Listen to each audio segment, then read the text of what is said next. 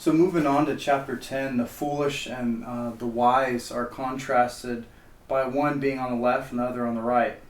How are we to understand this, and how is the Christian to combat the foolishness of others and also the foolishness within the Christian's own heart?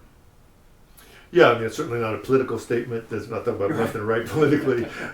It's a statement of certainly how different the wise and the fool is, as different as left and right.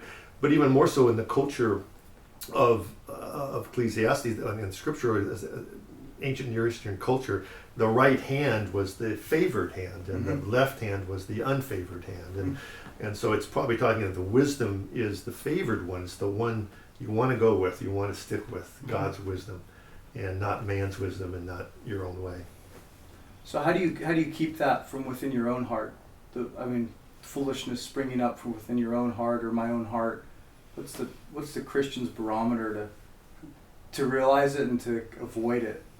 It's ever present with me. I can speak for myself, but I don't know if we ever avoid it totally, but it will come in waves, and we realize that our heart is not always right, and we recognize that. We don't deny it. We don't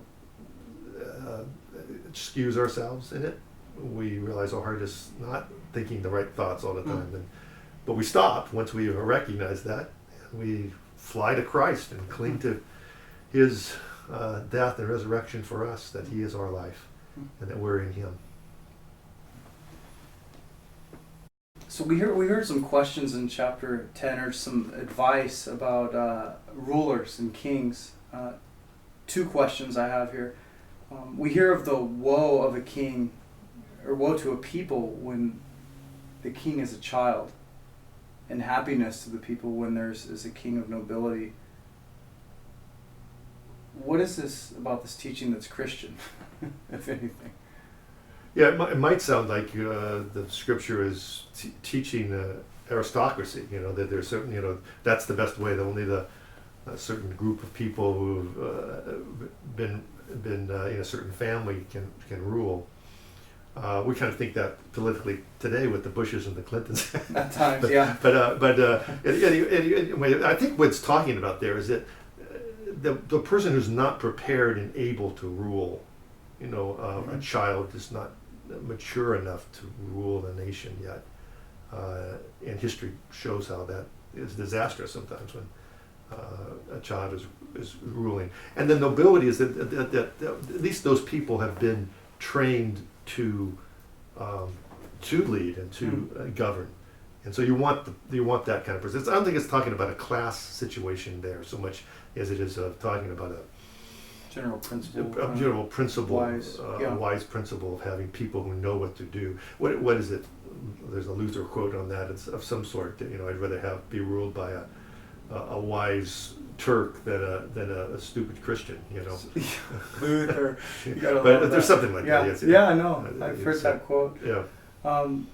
How is the Christian to understand not cursing the king, even in our thoughts or in the privacy of our bedrooms? Remember, it says a bird could carry that message to somebody. How are we to understand that? Yeah, I don't know if that's to say that we are never to criticize government, and that we'll never or to vocalize our criticism there. I think it's talking about be wise with what you say and when you say it and how you say it, because things are going to come back. What you say comes back to you, and you ought to be careful.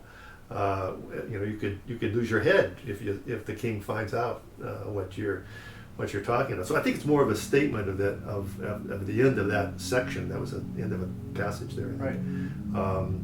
That we need to be.